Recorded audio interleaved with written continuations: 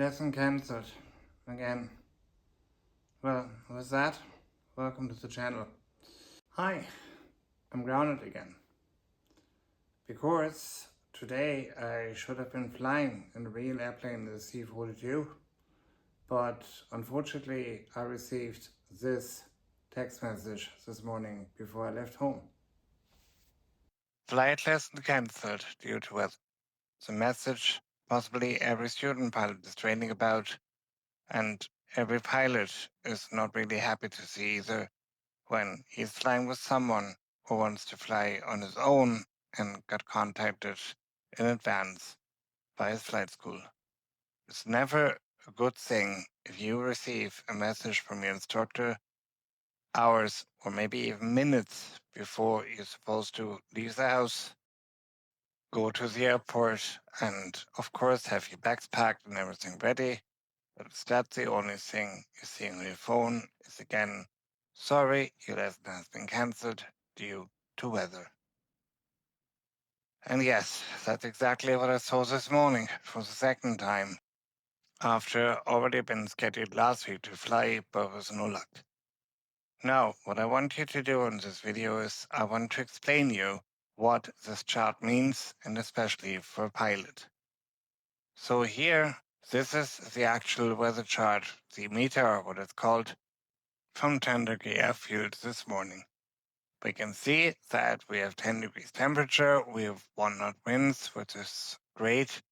We have 6 kilometers of visibility, which is amazing, but also that we have overcast sky, which is not good. But the worst of all, we have a 500 feet ceiling.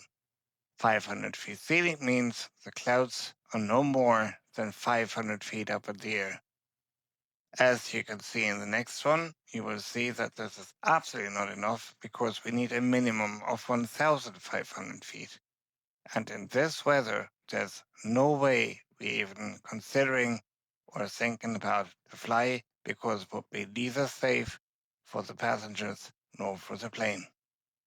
So maybe I had and I had a look this morning at the meter with my first cup of coffee, realizing that the chances of flying are quite slim.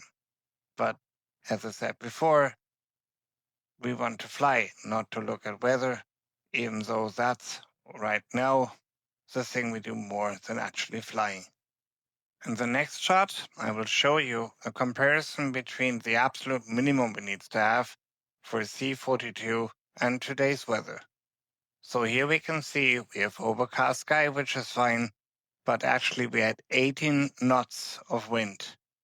The minimum we need, or the maximum better said in this case, is 15 knots. So we are not able to go into the air if you have more than 15 knots of wind. The second one is even worse. It says overcast sky with, as I said before, a cloud level of 500 feet. For our little C-42, in order to not get shaken too much around, and in order to be able to fly over visual flight routes, or VFR, we need a minimum of 1,500 feet cloud base, which means the cloud base must be at least 1,500 feet up in the air, so we are legally and safely allowed to fly, which has not been the case this morning. The next one, 6 kilometers visibility. We need minimum 5, so we could with that one, we have enough visibility. But again, the other 2 points, especially the wind, but also the low cloud level, make the flight near impossible, and I don't think anyone in 10 degree airfield was able to take off today. Here's something nobody actually tells you when you start flying or you go into flying school and you subscribe and you're all excited because you see those planes and you think to yourself, well, I'm gonna fly one of these very soon. It's what they don't tell you actually is that you are spending a lot, and I mean a lot of time on the ground, at home, in school or anywhere else in order to sit out the bad weather, because it's raining, it's windy, it's both of it, and you have a lot of rain in this country. So this is something I'm gonna face all the time. For me, it has several impacts and several things. So the one thing is you lose momentum because you had your lesson and you want to go on with it, you want to practice that, but maybe it didn't work out last time, or you want to practice what worked and want to improve it and add something more to it so to get further. You will spend more money because actually what's happening is that you will have to have more lessons in order to recover from the last lesson, which was maybe 2, 3, 4 weeks ago, and which was not great because you did something and you couldn't progress because you had to reflect on what you did before, had to get to the habit again and everything. So that's something as well. You will also lose the momentum because you were going on and then it was a big break, maybe a week or a month, whatever, and this break is now finished, but you have to go on. The main part for me is the excitement. You sit here, you think about, oh, tomorrow I'm gonna sit in that little red plane, I'm gonna fly around with it, and I gotta learn something new, I'm gonna steer it, land it, start it, whatever. And then you will see the text message that I showed you before, and yeah, no flying at all. Another thing which happens quite often to me is the fact that I'm thinking, will I ever finish this training? Will I ever be able to progress? Because I have so many lessons which I have to sit out and which I have to look around for, and where the weather is bad.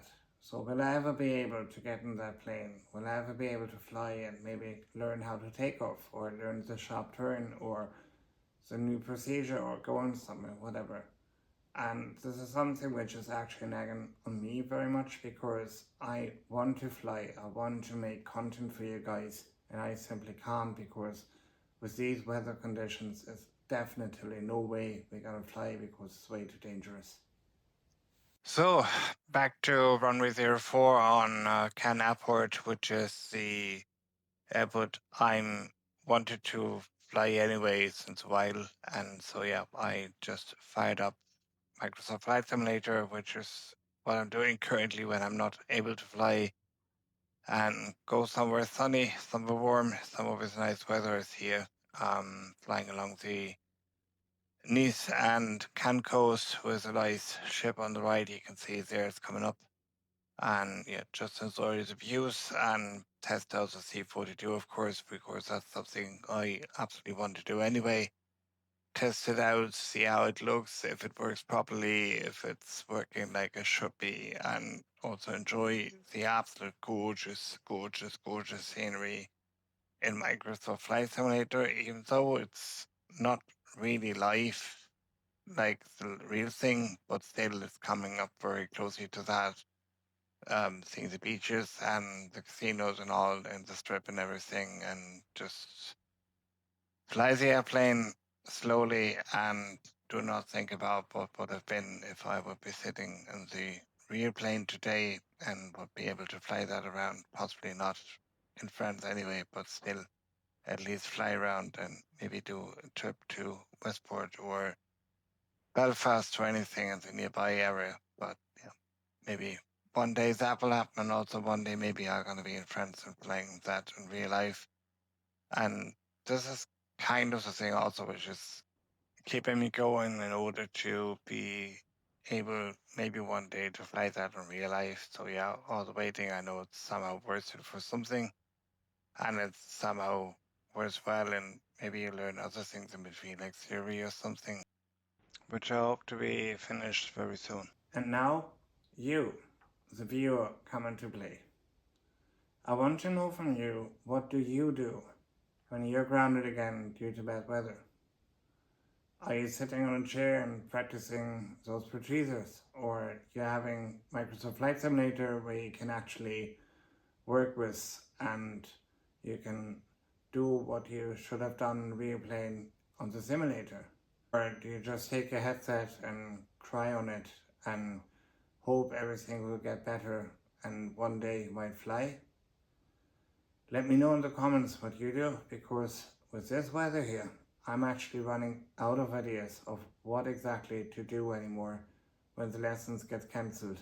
And again, the tension and everything build up, and then it says, nope, we're not flying because the weather is too bad. So if you want to, drop me in the comments, what are you doing when the weather is again bad and it's a no-fly day? How do you stay sharp between lessons, especially if there's a longer period of time which is between them? Are there any good habits you invented to make sure that you don't lose momentum? Are there anything you can do against the tension building up, being happy and then being sad when you hear again it's not happening due to weather? Drink a coffee would be an option, but on this place then I would have more than enough coffee in for the next couple of years, I guess. So if you have anything else and more healthy, please come up to me with that and let me know in the comments. So the next lesson is scheduled for October 31st, and hopefully this one going to take place and I'm able to finally fly the machine, finally put a camera in and get you some real life content so that I don't have to do any sim content anymore, because me, myself and I are really fed up with that.